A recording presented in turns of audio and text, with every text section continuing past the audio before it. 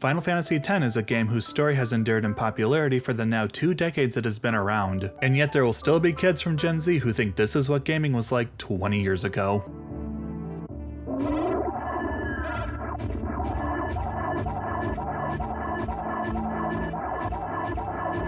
So why am I talking about this old game? Well, outside of still being one of my top picks for a gateway drug into the franchise, I wanted to make a video to help any of the creatives in my audience. Looking back after a recent playthrough, there are many elements that still hold up and prove why this game has endured with fans the way it has. And today we're going to be talking about the storytelling of Final Fantasy X through the lens of Save the Cat. What the heck does saving a cat have to do with this game though? For those of you that aren't writing and screenplay nerds, Save the Cat is a book by Blake Snyder that outlines the 15 major story beats he noticed in many successful movies. This style of structure is very popular amongst writers for screenplays and even novels because not only does it help make a clear outline but also helps create a satisfying narrative arc. There are other types of story structures such as the hero's journey, the 3-act structure, which I covered in my Ocarina of Time video, the 4-act structure, the mirror structure, and the W plot. Some of these are very detailed like Save the Cat, which we'll be discussing, or rather vague like the mirror structure. Regardless of what structure you use, unless you're a pantser, which is a writer who makes it up as they go, you're gonna notice most successful stories follow the same basic trend. The vast majority of stories will follow this pyramid-shaped structure, and the ones I listed expand upon this in varying levels of detail. Unless a story was written during a truly bizarre acid trip, there's the Inciting Incident, which is the event that gets the ball rolling, then the Rising Action, which is a series of events that build upon and escalate the conflict, the Climax, which is when the conflict reaches a turning point, afterwards there's the Falling Action, which is the aftermath of the climax and leads into the resolution. Some people will try to claim this and the structures I listed are cliches, and those people have stupid opinions. These structures are templates for creating a satisfying and coherent narrative and are simply tools to be used. Okay, back on Final Fantasy X. So now that we know what Save the Cat is, we're going to analyze this game through that lens to understand where it succeeds and fails. Alright, let's get the ball rolling. We start the game with its iconic opening image of the party sitting quietly around the fire as somber piano music plays. The idea behind the opening image is to immediately establish the struggle and tone of your story from the get-go. This particular opening is unique in that it's meant to make the player wonder how these characters got here and why they seem so sad as a means to hook their attention.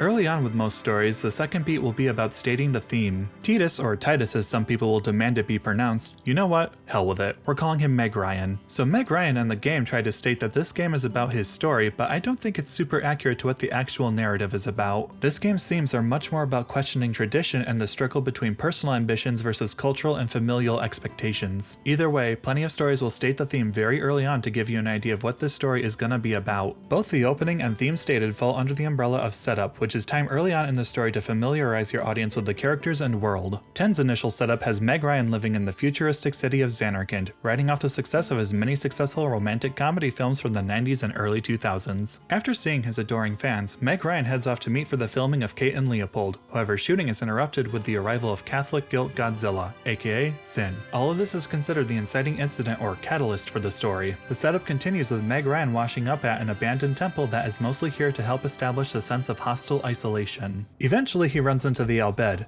and now's a good time to talk about the first of a handful of significant writing fumbles in this story. And to be clear, this is not that bad faith plot hole ding crap. These are legitimate criticisms with story elements that contradict each other. If you transferred any Bhed primers from another save, you'll see that they think Meg Ryan is a fiend and are willing to kill him even if he is actually human. Yes, Riku forbids them from going through with this, but that doesn't absolve her from what is essentially press-ganging Meg Ryan into working for them. This is made worse in the next scene on their ship, where Riku makes it clear that she's bilingual and could have acted as a translator in the previous scene to get Meg Ryan to come along willingly. Riku frames this situation like a job offer, but since they knocked out Meg Ryan and dragged him out to the middle of the ocean, he doesn't really have a choice. Given how they've already treated him, it's reasonable to assume that saying no would just get him thrown overboard. After helping them, he's treated like an animal, made to sleep outside on the metal deck, and even Riku's actions can be seen as abusive. When bringing Meg Ryan food, she doesn't get his attention or speak to him like a human being. She kicks him and drops the plate on the floor like she's feeding a dog. So why did I just go on this tangent about the Bhed?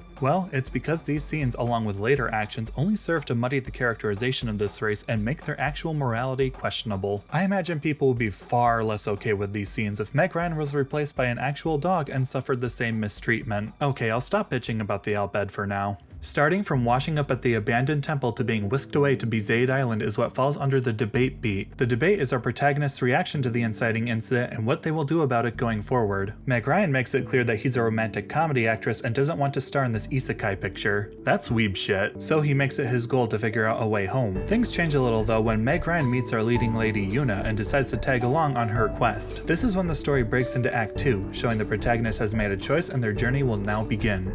Though I will totally say as a side note that Yuna is the main protagonist of this game. Meg Ryan is our audience proxy and still integral to the story, but as it goes on we clearly see that Yuna is the one who will change the most and she has the most at stake. Meeting Yuna also kicks off our B story, which is some form of subplot that continues alongside the main story. This is often called the love story because in countless books and movies, that is what the B story is. Either way, the important function of the B story is that it's meant to give the supporting cast room to contribute to the protagonist's growth and help them learn their lesson. The B story is also excellent space to focus on developing your secondary characters since the main story will be demanding the protagonist's attention. Now before going into Act 2, I'm going to make it abundantly clear now that we will be going into spoilers for this game's story. If you want to experience the quite good story for yourself, I would suggest you pause the video here and then come back in about 30 hours. So the next beat that will define much of Act 2 will be our rising action, or as Blake Snyder calls it, fun and games. Personally, I think the latter name is hilarious given the events that happen in this game.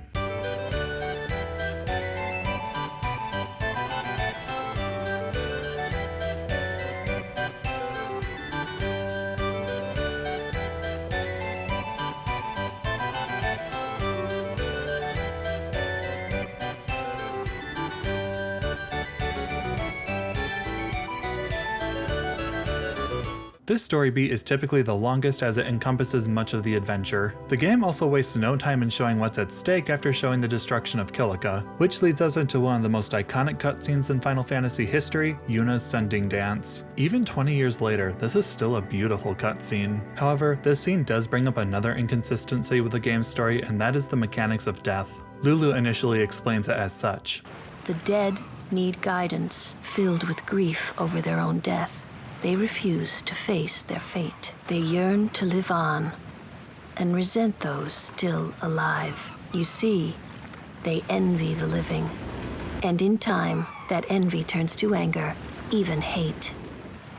Should these souls remain in Spira, they become fiends that prey on the living. And if the story completely stuck with how death operated as Lulu explains it, there would be no problem. We're later introduced to the concept of the unsent, which are this world's equivalent of the undead. Kind of. This isn't a bad concept, but the story is not very good at identifying them as being dead. From what we can see, their flesh doesn't rot, their bodies seem to be warm, and the only way to seemingly identify them is if ascending is performed in their vicinity or if they reveal themselves to others. This becomes more splotchy when you consider that anyone can become an unsent if they have a strong desire that keeps them attached to this world. I actually don't mind this idea, I just wish they committed to the idea that unsent who continue to linger will gradually become fiends. However, two characters we meet later in the story, Belgemine and Machen, completely break this concept. Normally I'm all for benevolent undead characters since it's a unique and interesting take, but here it's completely at odds with the story's themes and stakes. If it's possible to maintain a strong will for a benign cause after death that won't fiendify you, what is the downside of death then? Tentu makes this so much worse by revealing that Belgemine is over 200 years old. Meanwhile, Machen somehow managed to forget he was dead and has existed on Spira since before Zanarkand's destruction. I'm not trying to be a pedantic nitpicker about this either. Death is a core aspect of Final Fantasy X's central conflict, and it just seems completely antithetical to have characters who are dead but seemingly suffer no ill effects. Thankfully, these two are side characters you don't have to interact with, or else the story's stakes would be in a lot more trouble. Either way, death is weird and rather inconsistent in Spira, but not to the point of breaking the story. Regardless, what this game is great at is it understands how to make use of every pit stop to either build upon the world, characters, or themes. Every location early on in the pilgrimage functions as a nice little chapter to expand upon the world building. We can consider Bhed our first chapter, showing us the world at its most peaceful when it's not being ruined by sin. In our next chapter at Kilika Island, we understand why sin is bad and needs to be stopped. Our third chapter in Luca shows us how the world copes with sin's devastation, and Meg Ryan as he terrorizes the population.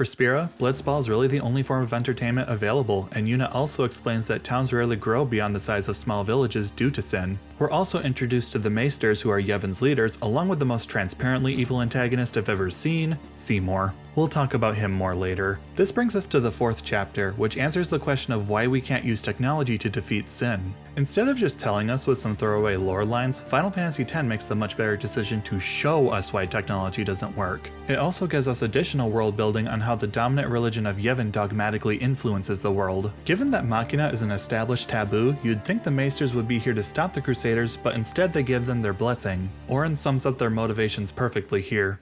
Those who turned from Yevon died, while the faithful live on. Aside from answering the Machina problem, this scene also builds upon Orin's earlier reveal about how Jecht is now Sin. After that, Yuna gains her Thunder Badge and collects a new Pokemon, so now we're off to the Moonflow. This sets up a subplot about summoner abductions to add some drama and mystery without weighing down the player too much after the massacre at Operation Mihen. It's also the point where Riku finally joins the party and brings in the bit of world building around Al Bhed bigotry. I already mentioned the terrible first impression the Al Bhed made in the beginning of the game, but this section of the story really highlights some weird writing. The story tries to frame them as oppressed idealists and that Wakka's racism is completely unjustified. And while I'll never support bigotry, the actions of the Al Bhed up to this point give Wakka and anyone else a very good reason not to trust them. So far their list of crimes in the story is kidnapping, assault, coercion, kidnapping again, ransoming, attempted murder, kidnapping for the 3rd time, and attempted murder again. Honestly, Yevon doesn't even need to spread racist propaganda. The Al Bhed are effective enough at self-sabotaging their own PR. They don't want summoners to sacrifice themselves, which is fine, but their response is to kidnap them and willingly kill anyone who stands in their way. You can't characterize them as being unreasonably oppressed when they're actively participating in violent conflict that they cause. What also hurts the characterization as idealists is that their summoner kidnapping plan is idiotic in practice. It's obvious that no matter how many summoners they have, more will come because the people of this world want to stop sin. Eventually the Al Bhed would find themselves running some sort of supermax prison full of pissed off magic users, which isn't gonna end well. There are only 2 lines of thought I can imagine for this plan. The first is that they want to think of another way to beat sin, in which case leave the summoners alone. The second line of thought is that they'd rather let the world be destroyed than allow people to willingly sacrifice themselves.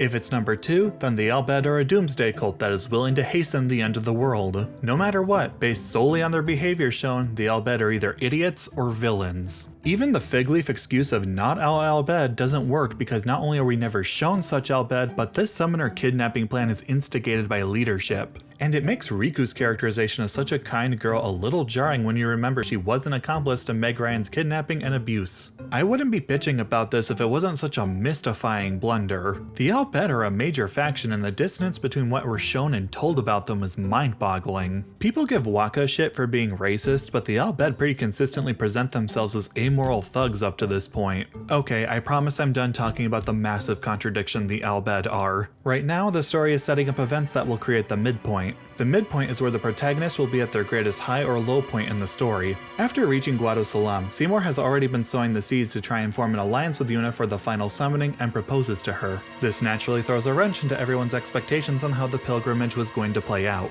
Having this little subplot helps to prevent the second act from becoming repetitive though, and gives our characters a more direct and personal conflict to deal with. Upon reaching Makalania Temple, we finally learn why Yuna has been acting so secretive during the Thunder Plains. The Guardians see proof that Seymour murdered his father and naturally fear for Yuna's safety, so they break into the temple's depths to confront Seymour and his 2 hairstylists. After killing Seymour in self-defense, we've officially hit the actual midpoint. Now considered traitors of Yevon, the stakes have been raised, bringing our heroes to a very low point. To be fair though, Seymour's guilty of patricide, a desire to destroy the world, and thinking that haircut looks good on him. All crimes that should be punished by death. After escaping the Guado and fighting this Yeti, we get a moment to reflect on what has transpired. Yuna admits that her plan wasn't a very good idea, yet bad faith critics act like she was being an idiot the whole time. And my response to this is, bitch, they explain this in the text.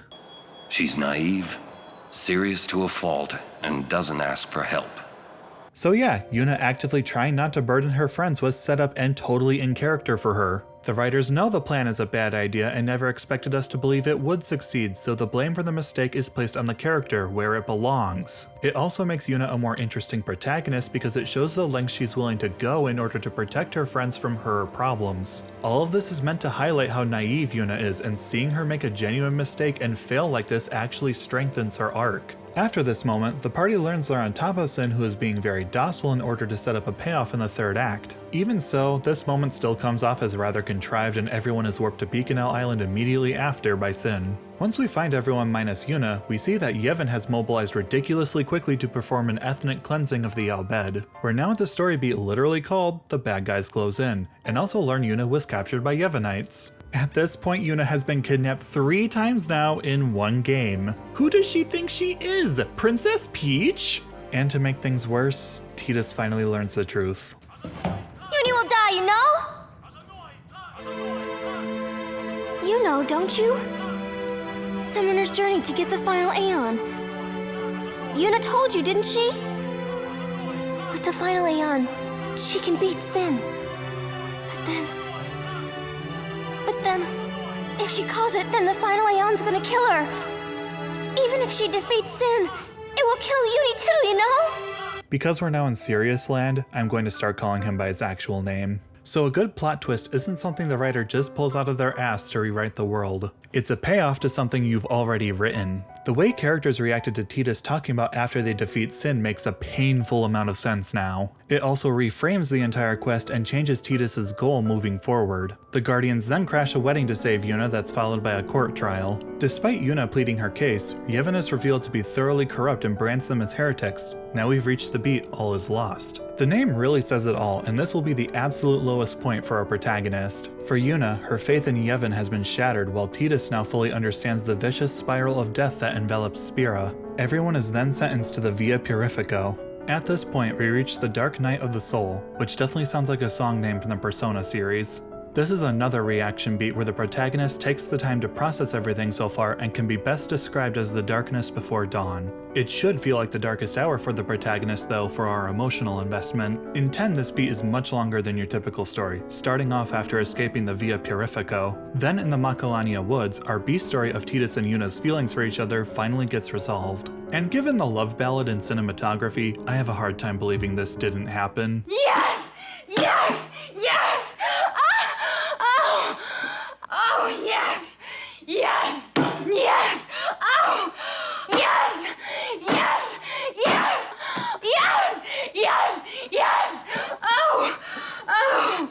Oh! Oh, God. I'll have what she's having.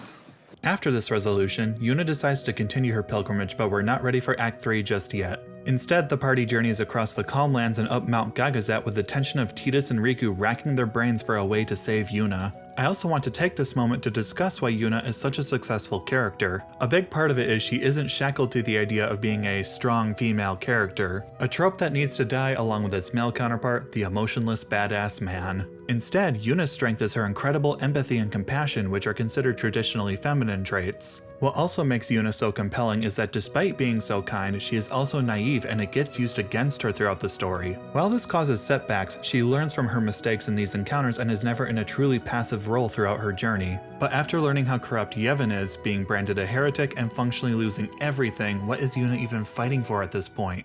I fight for Spira. The people long for the calm. I can give it to them. It's all I can give. Defeating sin, ending pain, this I can do. It's a short moment, but so revealing of the inner strength Yuna has that makes her a compelling character. Even with all she's been through up to this point, Yuna still wants to continue the pilgrimage and give her life to end the pain of others. No matter how you look at it, embarking on such a journey is significantly more demanding than saving the day by punching out the bad guy. And Yuna does all this while still being gentle and compassionate. Lulu makes it clear right here. That's why she's strong. She's still pressing forward. When weak people are driven, they can't go far before they break.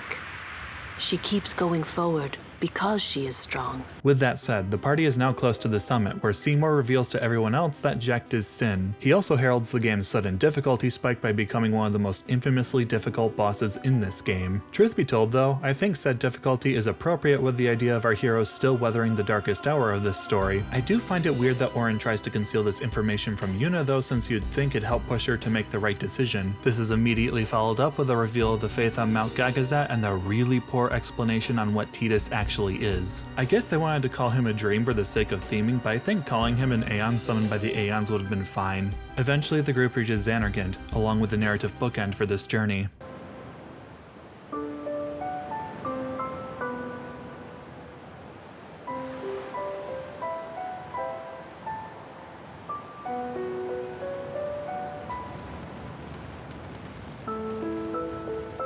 Now with the full context of everything that has happened so far, we understand now why everything is so melancholy. I also think this scene still holds up as one of the most powerful moments in a Final Fantasy game, and much like a lot of other scenes in this game, it has taken on a new context now that we know the truth. Now that we're caught up, there's nothing left for Tidus to narrate, and the player will now learn things along with the characters. As night falls, the party is ready for their march towards Zanarkand, fully believing Yuna is reaching the end of her voluntary death march. The choice to have the music play even in battles was really the best decision for preserving the emotions and drama on this last leg to Zanarkand, and much like in Final Fantasy IX, the characters won't do a victory pose to communicate how serious their state of mind is. Eventually, the group reaches Zanarkand and journeys inside until they meet Yuna herself. I congratulate you, Summoner. You have completed your pilgrimage. Now, choose. And it's here that we reach the final part of this beat as the party learns that summoners have to choose one of their guardians to become the final Aeon. Yuna tries to soften the blow with a nihilistic pep talk about how once Yuna dies, she'll be free of pain. Considering Seymour got this sales pitch as a little kid, it really explains how he became so twisted. The job of a summoner is to ease the suffering of Spira, which makes it a job for people bursting at the seams with empathy and compassion like Yuna. And inversely, it's a terrible job for a miserable kid with animosity towards the world. Back to the Death Pact, Waka and Lulu immediately volunteer to become the Faith. From this, we can immediately see how things might have gone originally. Seymour's treachery has changed this, however, and revealed the rotten core of Yevon, which has shaken everyone's faith. Tidus, in his determination to save Yuna, says that he will end this story if need be until Yuna speaks up to assert her own agency. You say it's your story, but it's my story too, you know? It would be so easy to let my fate just carry me away, following this same path my whole life through. But I know I can't. What I do with no regrets.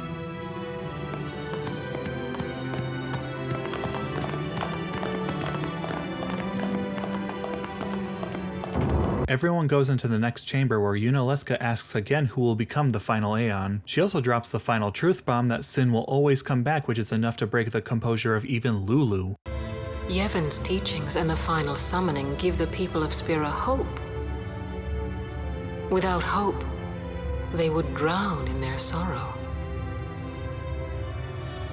Now choose. Who will be your faith? Who will be the one to renew Spira's hope? When most summoners get here, they think Sin is an abstract recurring monster, but Yuna knows she'll be fighting Jecht, the charming man who told her stories and guarded her father Braska, the man who is the father of Tidus, the man she loves. When Sin rises again, it'll be the trapped soul of someone she loves, condemned to a cursed existence until the next summoner can free them and doom the next. The futility and cold-blooded indifference of the final summoning are clear to Yuna in a way previous summoners couldn't see, and even though she's sacrificed everything to get here, she says this. No one. I would have gladly died. I live for the people of Spira, and would have gladly died for them, but no more. The final summoning is a false tradition that should be thrown away. At this point, Yuna has discovered that what she needed all along was to forsake her duty. The world asked her to be cruel at this moment, and she refused. I will live with my sorrow. I will live my own life. I will defeat sorrow in his place. I will stand my ground and be strong. I don't know when it will be, but someday I will conquer it. And I will do it without false hope. At this point, we've finally broken into Act 3, complete with a difficult boss fight against Yuna.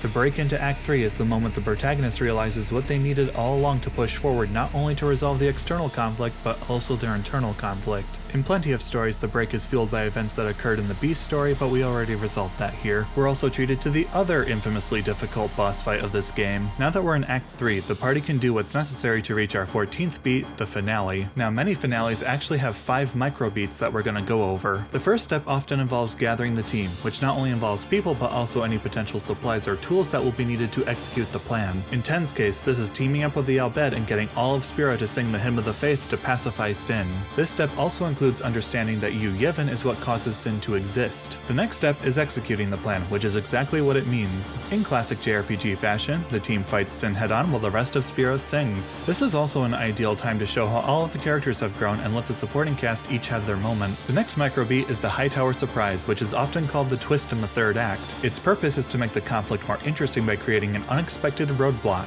Said roadblock in 10 is a final fight with the stupidest hair in Spira, Seymour. And after Seymour is finally sent to the far plane, Wakka claims the title of stupidest haircut.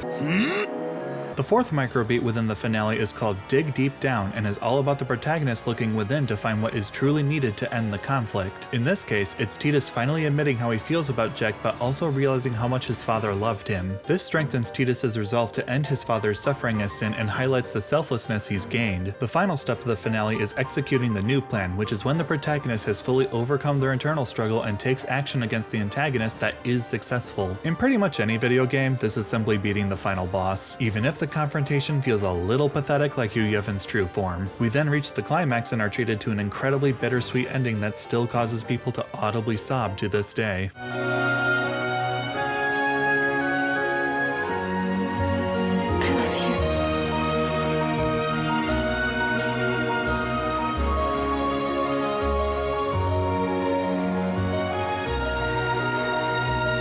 And I think that speaks to the power of the emotional storytelling of this game, that so many people are still touched by this ending. Even after all this time, the ending still stirs emotions within me as well.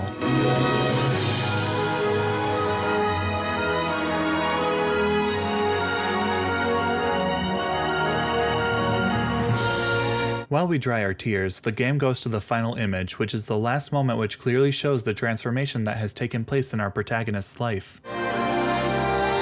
No dreams of fear.